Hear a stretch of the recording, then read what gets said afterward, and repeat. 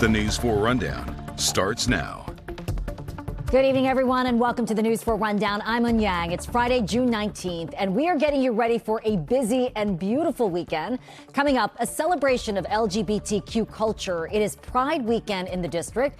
We'll tell you what will look different this year than years past and what areas to avoid if you don't want to get caught in traffic. Plus, World Cup competition continues across North America. Team USA just wrapped up a big game against Australia. We will bring you a full recap of that match live from Seattle. Then a forecast fit for Father's Day weekend. Storm Team 4 Chief Meteorologist Doug Kammerer has the latest on the awesome weather headed our way. But first tonight, communities coming together marking 161 years of Juneteenth. The day commemorating the official end of slavery became a federal holiday 5 years ago. While many believe the Emancipation Proclamation gave enslaved people their freedom in 1863, the order was not implemented in places still under Confederate control, including Texas, where some 250,000 enslaved people were still shackled and chained. But on June 19, 1865, 2 years after the Emancipation Proclamation, Union troops in Galveston Bay announced the executive decree that gave those who had suffered their freedom. Juneteenth celebrations are happening across the country today, and here in the nation's capital this morning, people gathered in Ward 7 for the annual Juneteenth parade and the first Opal Lee walk. Opal Lee is the woman who advocated for years to get Juneteenth recognized as a national holiday. News 4's Dominique Moody shares the significance behind the holiday and what it means to those in the district. A celebration of freedom, history, and culture. That, in essence, is what Juneteenth represents, from those celebrating here in the nation's capital all the way to Texas, where people are also celebrating. Joy, history, emancipation, all Juneteenth pillars. We're celebrating because it was on June 19, 1865, that the slaves in Galveston finally found out, after 2.5 years, that they were free. That moment in American history representing freedom is why those as far as Texas to Washington, D.C. showed up in the nation's capital to honor the past and race to a more united country. It not only just affected those in Texas, but affected everybody around the country. And seeing people learn that information for the first time and see how it changes their perspective. Keep striving to become better and be a part of the community. Dr. Opal Lee, dubbed the grandmother of Juneteenth, fought for Juneteenth to be a federal holiday for years, even embarking on a walk from Texas to Washington, D.C. this year to highlight Lee's birthday and the holiday. The district celebrated with the annual Juneteenth parade and embarked on the inaugural Opal Lee Walk, which is happening across 10 other cities. Each walk distance, 2.5 miles, representing the number of years those enslaved in Texas waited to hear they were free. Walking in the Opal Lee, where she walked, is definitely like a big part to me because it feels like I'm walking with history itself. And it's really important that we continue to recognize what Juneteenth means and the emancipation and celebrate it regardless of what else everybody else thinks. This year's theme is marching toward freedom, honoring the past and racing into the future. And for those celebrating, they say they want Americans across the country to come together to celebrate and highlight the work of Dr. Opal Lee. Understanding that it started with a little old lady. And it doesn't take much for one person to make the change, to be able to bring people together. In the district, Dominique Moody, News 4. Some people started early on this Juneteenth to celebrate the holiday by running a 5K. Hundreds packed Fort Hunt Park in Alexandria for the annual Juneteenth Freedom 5K. This is the third year for the run, and it's grown every year, from 150 people the first year to 450 people this year. Army veteran Jamaica Edwards started it. She said she thought a run was a great way to celebrate the holiday, but she couldn't find one, so she created one herself. I moved to the DMV area in 2022 in June, and I was looking for a 5K to run on Juneteenth, and I could not find one. And the race has grown so much that next year they plan to move to the city of Alexandria to accommodate even more people. Maryland is home to the largest Juneteenth celebration in the state and across the DMV. Our cameras were there for the opening ceremony of this year's Scotland Juneteenth Heritage Festival. Maryland Governor Wes Moore joined thousands of attendees, elected officials, and faith leaders at the festival. And in case you didn't know, Scotland is one of Montgomery County's oldest historic Black communities.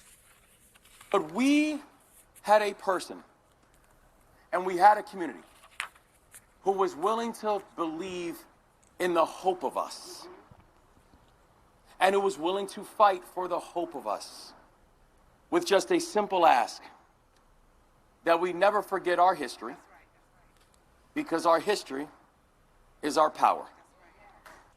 Today caps off a week of celebratory events that focused on freedom, culture, and, as the governor said, history. Now to the latest on the Trump administration's changes to national parks and museums. This Juneteenth, a former National Park Service employee at Harper's Ferry says she was working on a Black history exhibit, but it never opened amid the Doge cuts and the crackdown on exhibits about slavery and racism. News 4's Amy Cho takes us to West Virginia, where former National Parks workers held a Juneteenth teach-in. We're here in the historic lower town of Harper's Ferry, West Virginia. It was here that 167 years ago, abolitionist John Brown led a raid to try to bring about the end of slavery. And then over here, this was supposed to be an exhibit about African American history. It had been in the works since 2019, so why is it still not open? All new exhibits were required to be reviewed at a much higher level to check and see if they were matching with the current administration's ideology. Elizabeth Kerwin worked here at Harper's Ferry National Park for 25 years and was in charge of planning the Black History exhibit. She says she felt pressured to take an early retirement during the Doge cuts and has little hope the Trump administration will ever finish this exhibit. The American public, all the public, deserves to hear the full story, and it shouldn't be censored, and it shouldn't be hidden away, and it shouldn't be whitewashed, and that's what this administration is trying to do. She's now part of a civic group called America 433, named after the 433 national park sites. They built an online database to save pictures of each park's exhibits in case the Trump administration removes them. Freedom in this country has never been simple. Today, the group also held a teach-in to encourage people to learn about all aspects of history. Just to not repeat itself, to learn from it. That's essentially what it is, and try not to repeat it. So I think people should know about all history, and it comes from all different types of people. Black people, white people, Asian people, so it should be very inclusive when you want to talk about histories. Federal court filings show the Trump administration has removed dozens of exhibits around the country on topics like the Civil War and tribal land acknowledgement. As for why, the administration said the exhibits disparage Americans past or living and are unrelated to beauty, abundance, and grandeur of the natural landscape. Last week, a federal judge ordered the Trump administration to restore the exhibits by July 4th. That does not include the Black History exhibit at Harper's Ferry. We're right now at our 250th anniversary of the founding of this country. Meantime, the America 433 group says it plans to keep telling stories about American history, even the painful parts. At Harper's Ferry, Amy Cho, News 4. The Trump administration filed an appeal of the judge's decision, saying there isn't enough time to restore all the exhibits by July 4th because of the busy summer season and America 250 events. The administration also said many of the exhibits have been thrown away and it would cost money to remake them. News 4 reached out to the Department of Interior to ask for comment. We also asked how much remaking those signs would cost. We have not yet heard back.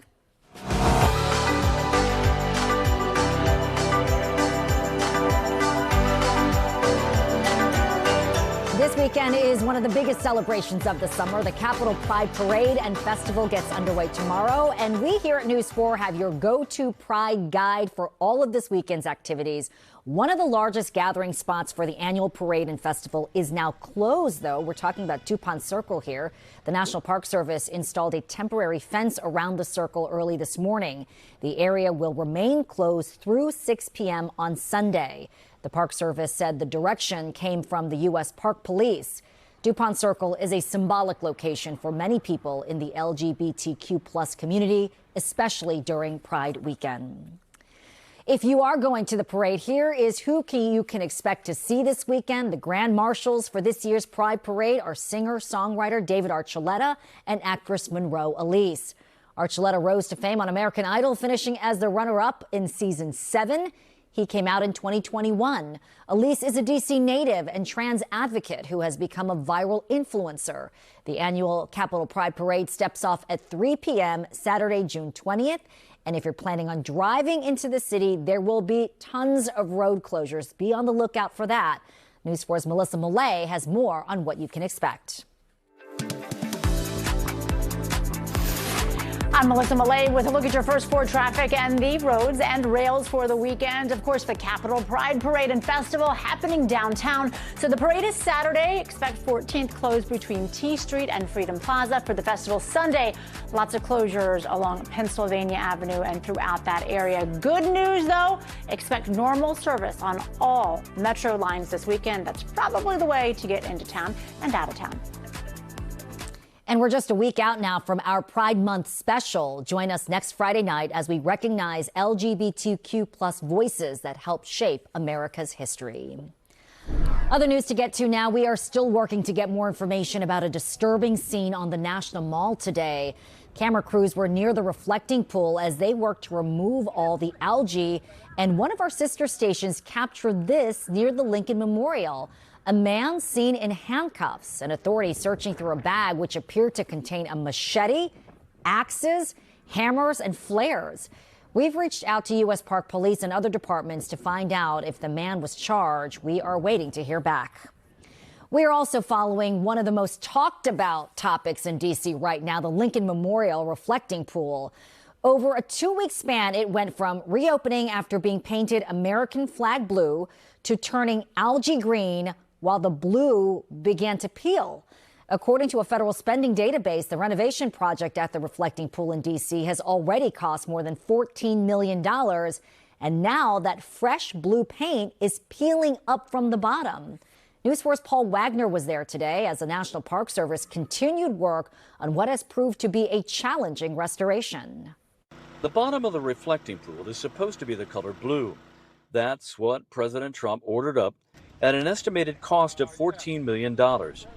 But as the work crews packed up more than a week ago and took down the fences surrounding the pool, the green algae began creeping in, turning a darker shade of green by the day, leaving people who came to see the pool for themselves unhappy.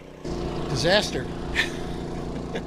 Have you been following what's been happening with it? Yeah, definitely. So today, the National Park Service got to work in what appeared to be an effort to eliminate the algae from the water. This is water that's now being pumped out of the reflecting pool by what appear to be skimmers that are being used by employees with the National Park Service who are cleaning the bottom of the reflecting pool. It's similar to a device you would use in any backyard pool. What appeared to be at least a dozen or more workers were in the pool while News 4 was there, and you could see a difference in the color of the water in the sections they had cleaned. I had heard it was green. I expected it to be green, but wow, yeah, it's pretty green. I think it's a waste of our money and just metaphorically of everything else going on in this area right now. In one section of the pool, the paint was clearly peeling, and while News 4 was there, a young man reached in and tore off a piece of the peeling paint. The National Park Service did not respond to a request for comment and a further explanation of the work being done. At the reflecting pool, Paul Wagner, News 4. Still to come tonight on the News 4 Rundown, we are sailing into America's birthday. Tommy McFly is in Norfolk with the sights and sounds of Sail Forth 250 and more details about where you can see the ships this summer. Plus, it was a gorgeous day across our area after our storm system moved out to sea. Now we're looking at what's going to be a beautiful weekend. I'm going to break that down for you and show you when we have the next chance for rain in the 10-day forecast. We'll see you after the break.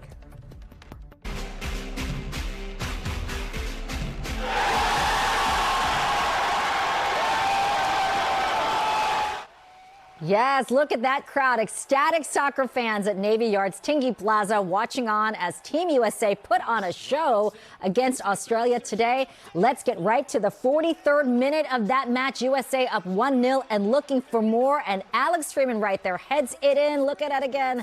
What a goal. Initially called offsides, but after review, that is a good goal. And look at this celebration.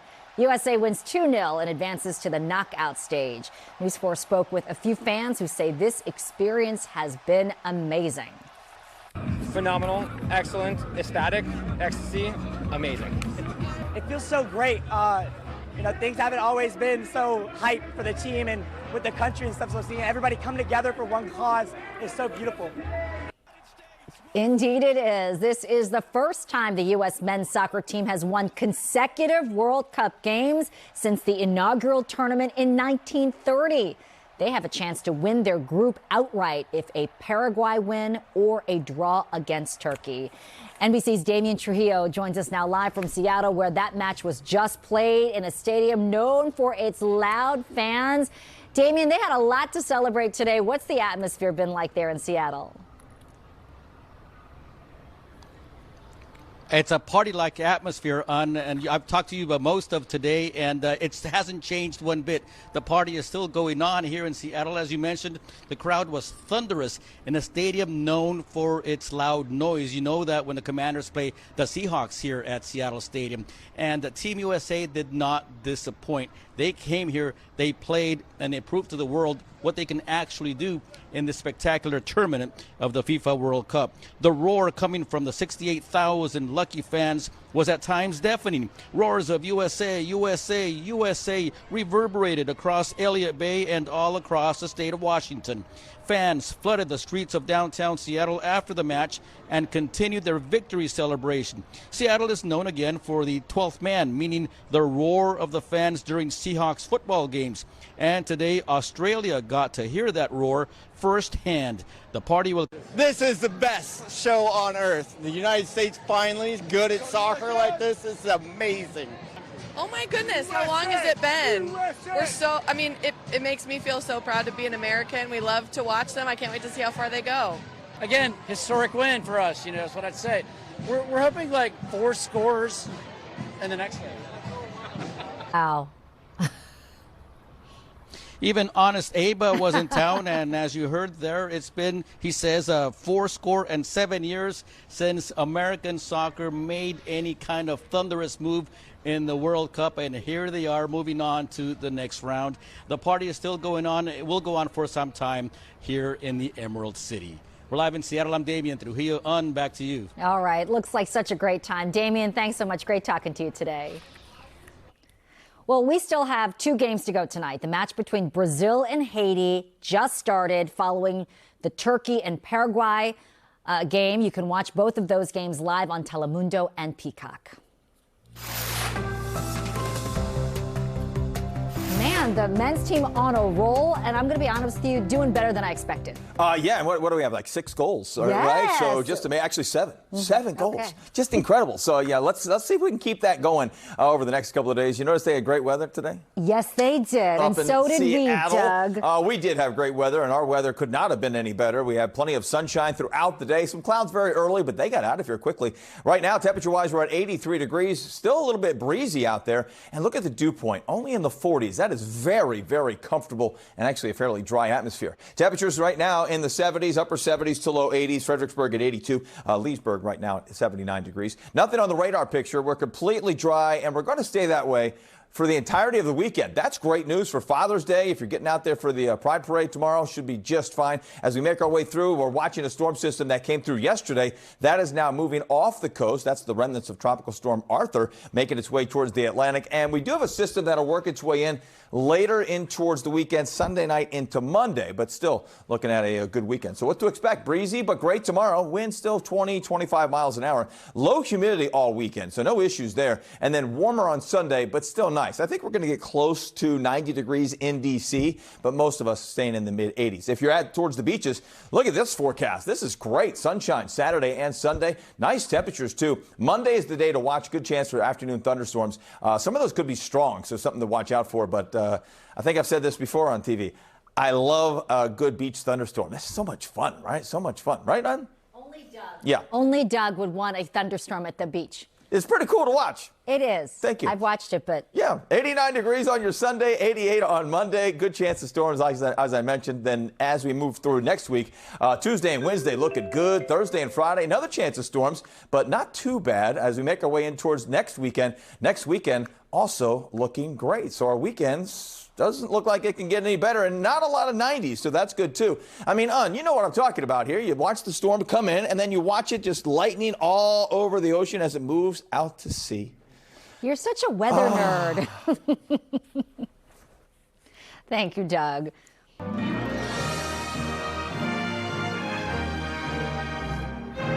This weekend, millions of people are in Norfolk for a big celebration ahead of America's upcoming birthday. It is all for the Sail Forth 250 Maritime Festival. People are getting together to see tall ships from across the world. News 4's Tommy McFly is in Norfolk, checking out all the action.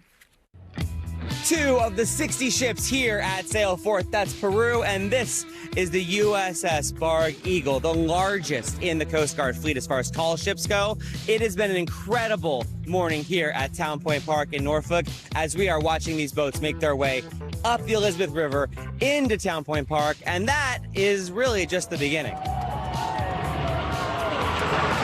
It makes me feel proud to be an American. What made you have to be here in Norfolk? Because I saw the tall ship sail once, and I'm 75, and I will never see this display again.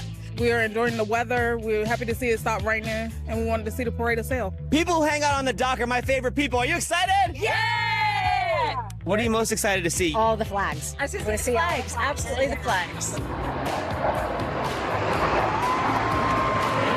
From Fairfax, woo! What brought you down here? For Sail 250. These are all tall ships, which I actually saw back in 1976. It's sort of nice to be back again and see it at the 250. Full circle. Totally. And we'll all meet back here for 300. Yeah, exactly. It's just beautiful to see. I mean, I think it's a showcase. It really is. I've been here since 5 in the morning. Riley, you want to sub in? Yes. How do you feel looking at all these ships? I think I would be terrified if I were the people standing way up top. Back to you, Tommy. Thank you. Nice job. Next up, Baltimore, then on the way to New York and Boston. I'm Tommy McFly, News 4. He did a great job, that young reporter. Stick around. News 4 Rundown. We'll be right back.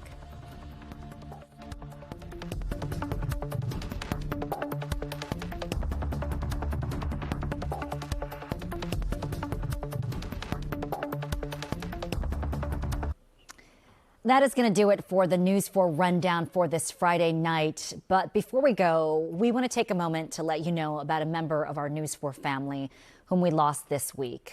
Chris Gallo was one of our directors. He was part of our close-knit morning team. Chris joined us in February of 2024. And around that same time, he was diagnosed with cancer. And Chris handled it with such grace. He kept coming to work as much as he could. He kept laughing and smiling with us and kept making us look good on air. He just brought his positive attitude every day to work, and that was infectious.